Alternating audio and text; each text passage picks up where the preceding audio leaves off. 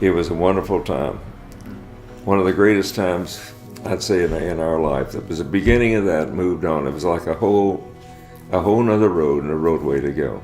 We had some wonderful people on the committee, including Colonel Sanders, who came to the first one. I was part-time in a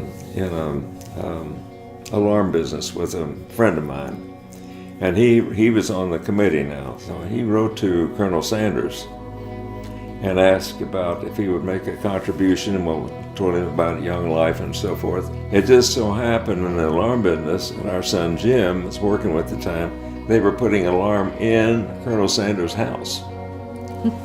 And the colonel got the letter. He saw the logo on the letter and the logo on Jim's shirt and said, I just had a letter from your company and talking about Young Life. What is Young Life? And Jim said, well, maybe you ought to talk to my father. He said, well, have him call me. So the next night or so after I had the information, I called the colonel. And I said, Colonel, this is Cecil McGee. I've never met you, but I'm coming to you by reference from the letter that you received, a question that you asked about Young Life. He said, what is that?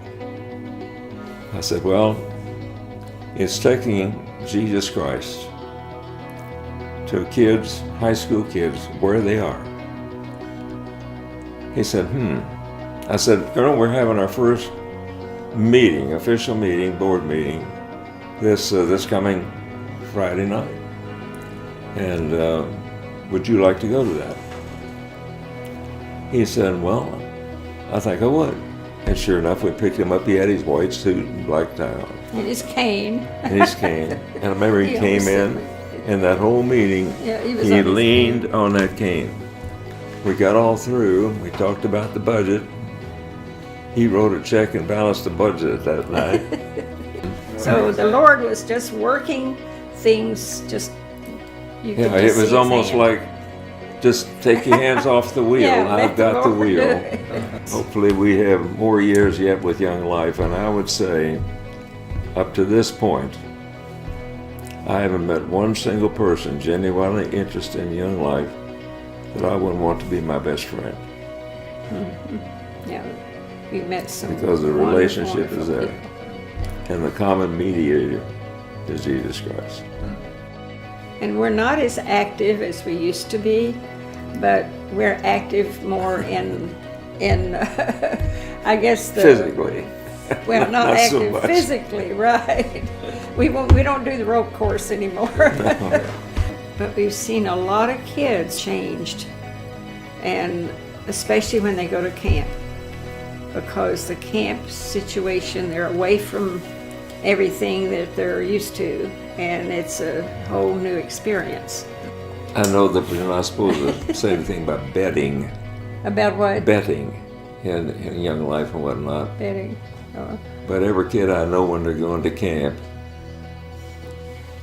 I'll bet you a Coca-Cola when you get home. They'll But say, you won't say that is the best week I've ever had Yeah. in my life. And I We've haven't, heard I that a haven't lot, bought, I yeah. haven't bought a Coca-Cola yet. Well, I just feel when I hear Young Life, there's something that makes my heart beat. Because I've seen young people so changed in so many ways. It reaches kids that a lot of times would not enter a church. I know that that's the future of what Young Life is about, is to change young people's lives where they know Jesus Christ and can live a life that's worthwhile. I think the thing that we see Young Life doing is taking kids that are in all different walks of life and in all different degrees of their faith, Right. but to see how the emphasis is on their faith, and particularly the teachers and principals, that they will see, and we know from the principals that have told us this, there's a difference in those kids. I would say that Louisville needs Young Life, definitely. The schools need Young Life, families need Young Life, kids need Young Life. We all need Young Life.